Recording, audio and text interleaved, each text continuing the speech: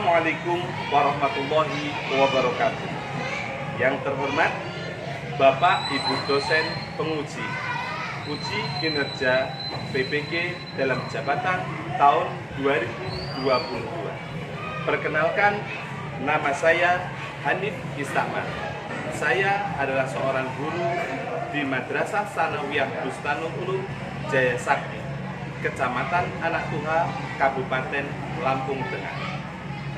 Sekaligus mahasiswa PPG dalam jabatan tahun 2022 di LPTK IAIN Curug Bengkulu. Pada hari Rabu, tanggal 26 Oktober 2022, saya akan melaksanakan kegiatan praktik pembelajaran guna untuk memenuhi uji kinerja PPK dalam jabatan tahun 2022. Adapun pelaksanaannya, saya akan melaksanakan praktik pembelajaran di kelas 7 dengan luring atau tatap muka dengan mengambil tema Al-Quran dan Al-Hadis Pedoman Hidupku. Subtema fungsi Al-Quran dan fungsi Al-Hadis dalam Islam. Berikut kegiatan pembelajarannya. Mohon kritik dan saran agar pembelajaran ke depan agar menjadi lebih baik. Terima kasih. Assalamualaikum warahmatullahi wabarakatuh.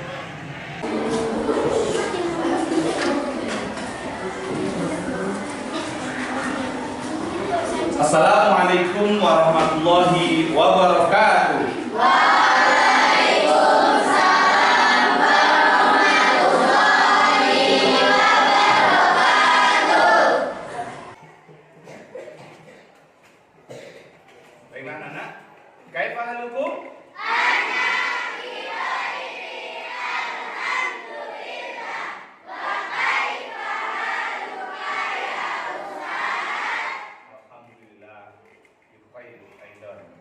Nah, sekalian, ini pensilnya kemana? Nah, dipakai. Yang pensil dipakai. Dipakai. Dah. Dipakai pensilnya. Nah, yang rapi. Kalau pakai pensil kan ganteng. Pensilnya kemana mas? Rusak. Oh ya, dah, nggak apa-apa. Besok lagi kalau udah punya uang beli ya. Baiklah anak-anak, hari ini ada yang tidak hadir? Hadir semua ya? Alhamdulillahirrahmanirrahim, kalau sudah hadir. Nah anak-anakku sekalian, pada kesempatan pagi hari ini, sebelum kita mengawali pelajaran kita yang baru, ada baiknya kita berdoa. Terlebih dahulu, silakan untuk ketua kelas, Mas Fuad, silakan dipimpin untuk doa.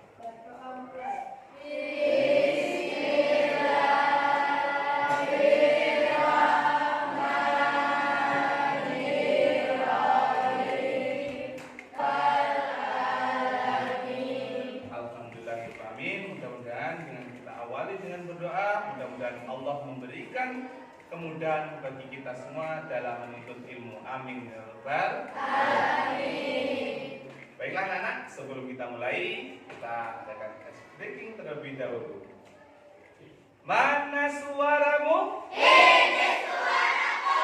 Mana suaramu? Ini suaraku. Tepuk BU. Tidak usah macam-macam. Biasa saja, tapi mantap.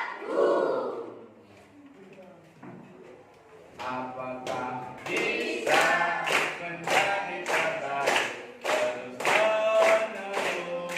Tak pernah salah, tak pernah salah. Yakin bisa menjadi terbaik terus menerus. Tak pernah salah, tak pernah salah. Ku yakin bisa menjadi terbaik terus menerus. Tak pernah salah, tak pernah salah. Baiklah anak-anak, pada kesempatan pagi hari ini kita akan mengulas sedikit, yaitu pelajaran yang kemarin telah kita pelajari, yaitu berkenaan tentang Al-Quran, pengertian Al-Quran dan Al-Hadis. Sebelumnya, Bapak ingin tanya, sudah seringkah kalian baca Al-Quran di rumah?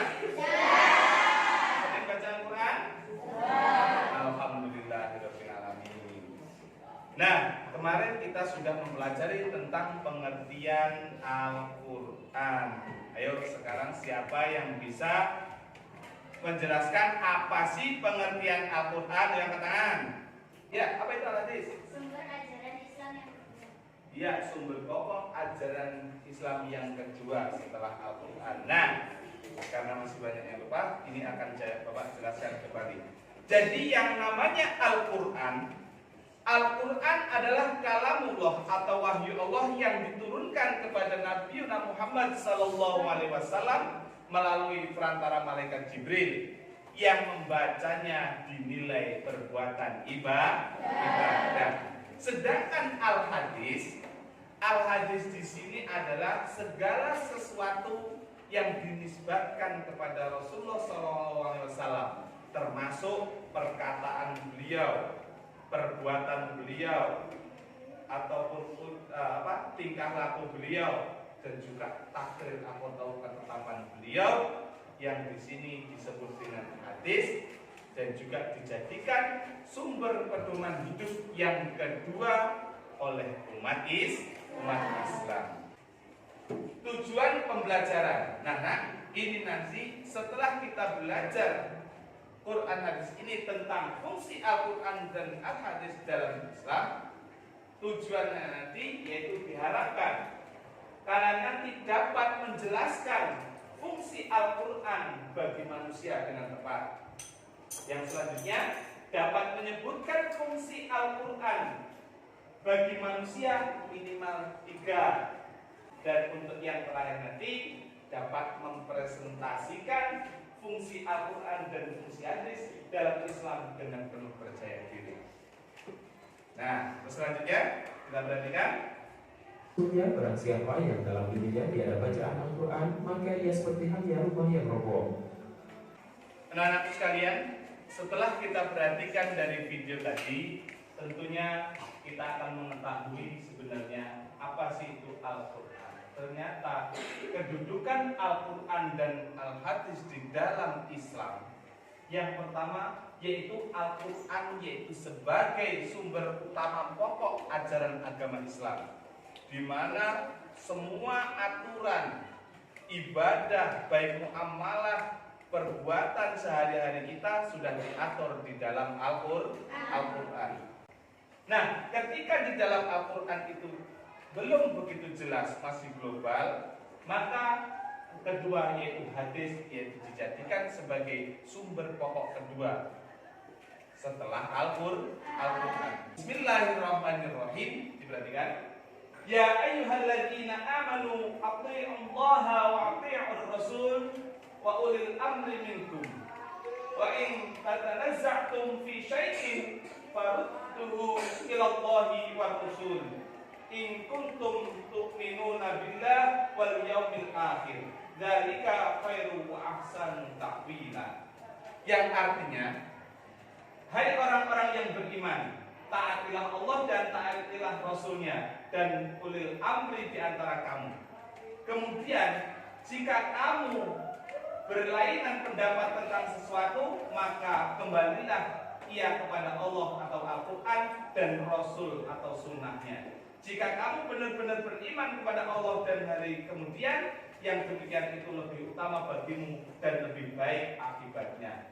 Nah, dari dalil di sini dikemukakan bahwasanya Al-Quran dan Al-Hadis adalah kedua sumber pokok ajaran agama Islam, yang mana jikalau dalam permasalahan kehidupan sehari-hari terdapat perselisihan, maka pertama kembalikan kepada Al-Quran atau hukum dalam Al-Quran. Jika di dalam Al-Quran tidak ada, maka diteruskan di dalam Al-Hadis. Seperti itu. Dan yang seperti itu adalah yang terbaik bagimu. Ayo kepalanya diangkat semuanya. Selanjutnya yakni fungsi Al-Quran bagi manusia. Yang pertama, fungsi Al-Quran yaitu al-huda sebagai petunjuk agar manusia tidak tersesat. Ini kalau kita tersesat, yang kita butuhkan adalah petunjuk. Selanjutnya Al-Furqan, di mana Al-Furqan ini sebagai pembeda. Jika orang sudah bertakwa harus bisa membedakan mana yang benar dan mana yang salah. Maka di sini Al-Furqan sebagai pembeda, yaitu untuk membedakan mana yang baik dan mana yang buruk. Selanjutnya yakni az-zikr atau peringatan, di mana Al-Quran itu bisa digunakan sebagai pengingat. Yang selanjutnya fungsi hadis terhadap Al-Quran. Fungsi hadis kepada Al-Quran. Maksudnya hadis ini fungsinya untuk apa sih? Yang pertama yaitu bayan takrir. Di sini bayan takrir, yaitu fungsinya menguatkan hukum yang sudah ada dalam Al-Quran.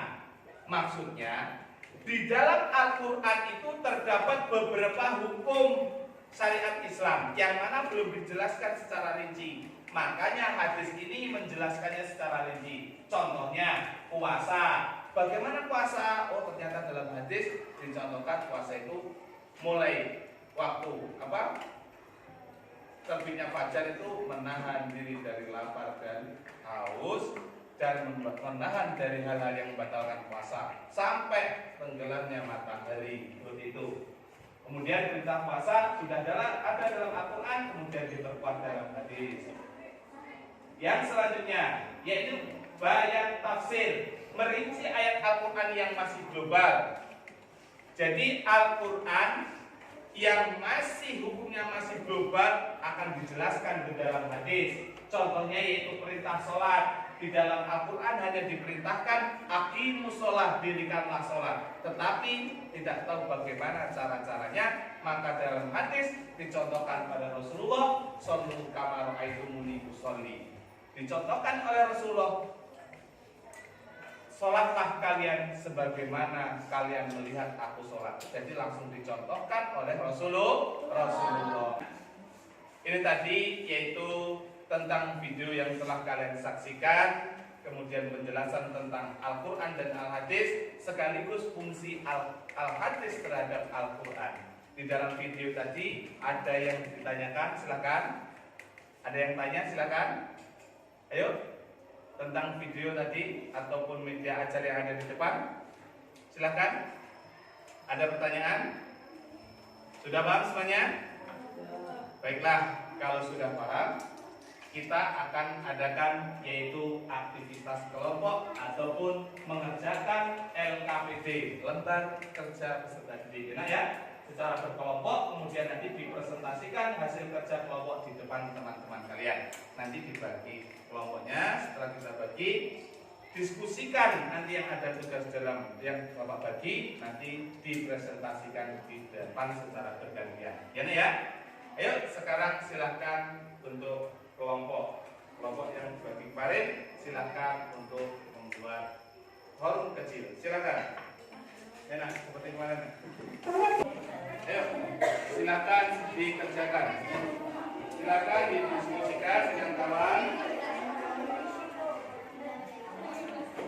Dan nanti akan Bapak adakan penilaian tentang kelompok tergiat. Ayo, silakan berdiskusi. Ayo, itu ya diisi namanya diisi. Kelompoknya silakan dibaca itu dibaca.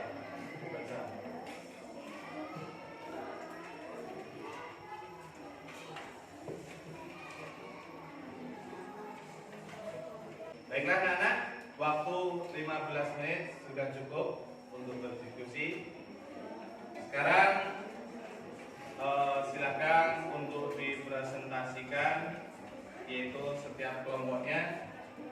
Ini mau dimulai dari kelompok berapa dulu? Kelompok 1, siap? Yuk, silakan kelompok 1. Yuk, ya. Baru. Kami dari kelompok 1 dipresentasikan tentang tadi bahwa tadi apa? Fungsi apa? Cara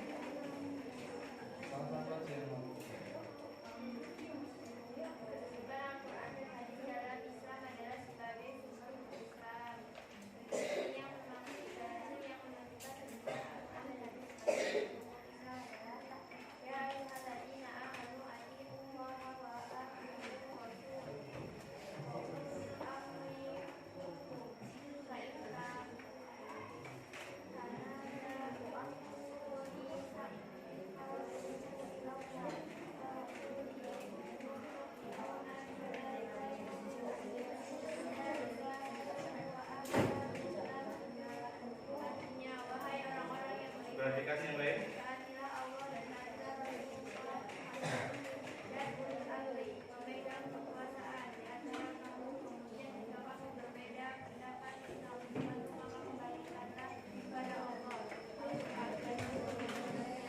Jika kamu beriman kepada Allah dan hari kemudian yang demikian itu adalah Yuk, silakan dari kelompok lain yang mau menanggapi. Ada pertanyaan?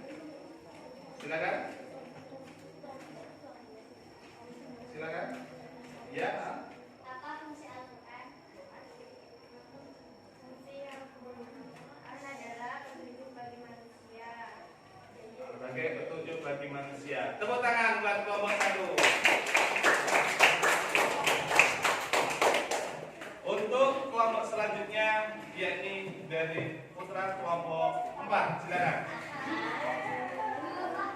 Itu dibaca yang kedua dulu.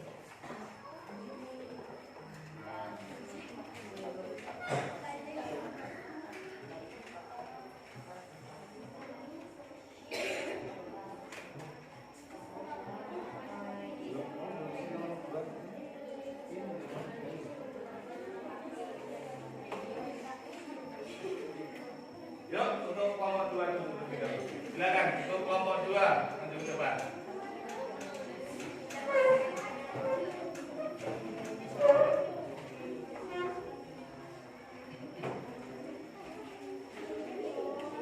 Yuk, silakan. Yang lain silakan diperhatikan. Kelompok 2. Dua-duanya enggak apa-apa. Ya, salam dulu. Salam satu aja yang bunyi. Assalamualaikum warahmatullahi wabarakatuh.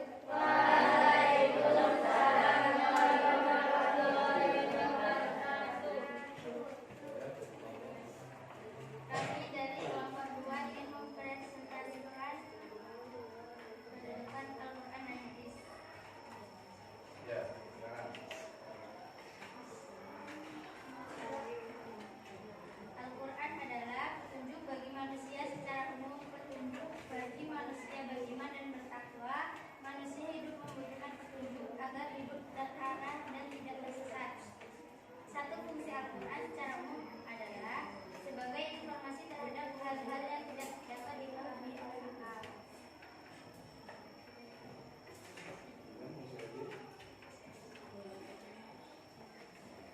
Satu fungsi hadis terhadap Al-Quran adalah bayan takrir yang artinya memperkuat hukum yang ada dalam Al-Quran. Yuk, silakan. Ada pertanyaan dari kelompok lain? Silakan. Ya. Apa itu fungsi hadis? Apa itu fungsi hadis? Silakan dijawab. Fungsi hadis adalah memperkuat hukum yang ada dalam Al-Quran. Iya, betul. Tepuk tangan buat kelompok 2.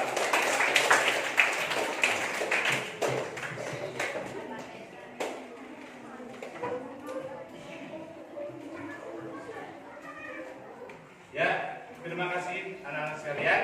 Itu tadi presentasi yang luar biasa yang telah disampaikan oleh kelompok-kelompok tadi. Nah, untuk selanjutnya dalam kegiatan ini kita diajarkan yaitu mengerti apa itu Al-Quran dan Al-Hadis. Setidaknya kita nanti tahu bagaimana memfungsikan Al-Quran dan Hadis itu dalam kehidupan sehari-hari. Sekarang silakan ditata kembali bangkunya. Kita dapat berjalan pada jalan yang lurus. Nah, sedangkan Al-Quran itu sendiri bagi orang yang bertakwa, Al-Quran itu sebagai Al-Furqan, yaitu pembeda antara perkara hak dan yang batil. Dan kemudian Al-Quran itu sendiri bagi orang-orang yang beriman, Al-Quran itu sebagai adzikr, yaitu pengingat. Siapa yang ingat kepada Allah, maka dia akan takut untuk melakukan dosa. Kemudian kesimpulan manfaat hadis terhadap Al-Quran itu sendiri, yang pertama yaitu Al-Hadis fungsinya terhadap Al-Quran untuk menguatkan, mengokohkan yaitu dalil-dalil yang ada di dalam Al-Quran. Kemudian fungsi selanjutnya, al-hadis di sini sebagai bayan tafsir, di mana Al-Quran ini perintahnya berbentuk global, maka di dalam hadis dirinci dalam pelaksanaan hukum-hukum tersebut. Contohnya tadi yaitu pelaksanaan sholat. Di dalam Al-Quran hanya dikemukakan yaitu diperintahkan aqimus sholat, sedangkan di dalam hadis yaitu diperjelas bagaimana tata cara menjalankan sholat. Diperhatikan Mas. Yang selanjutnya yaitu sebagai penguat hukum yang belum ada di dalam Al-Quran. Jadi di dalam Al-Quran ada beberapa yang belum tercantum di dalam Al-Quran, termasuk yaitu keharaman memakan binatang yang berkuku tajam dan bertaring tajam, termasuk seperti burung elang. Keharamannya itu yaitu diperjelas dari hadis. Bisa dipahami anak ya? Alhamdulillahirrahmanirrahim. Maka dari itu sebelum Bapak tutup, mari kita bersyukur kepada Allah Subhanahu wa taala yang mana telah memberikan kesehatan kepada kita semua sehingga kita dapat menjalankan aktivitas, bisa belajar, bertemu bertatap muka seperti ini. Dan pesan Bapak, jaga kesehatan agar kita bisa belajar dengan penuh semangat, dan tak lupa lagi rajin-rajinlah membaca Al-Quran. Karena siapa yang membaca Al-Quran, insya Allah nanti di akhirat akan mendapatkan syafaat Al-Quran. Dan barang siapa yang rajin membacakan sholawat Nabi, insya Allah nanti akan mendapatkan syafaat dari Nabi Muhammad Sallallahu Alaihi Wasallam. Terima kasih anak-anak sekalian. Mungkin karena waktu sudah habis, insya Allah kita lanjutkan pada pertemuan yang akan datang. Marilah kita tutup kesempatan pada pagi hari ini dengan membaca hamdalah.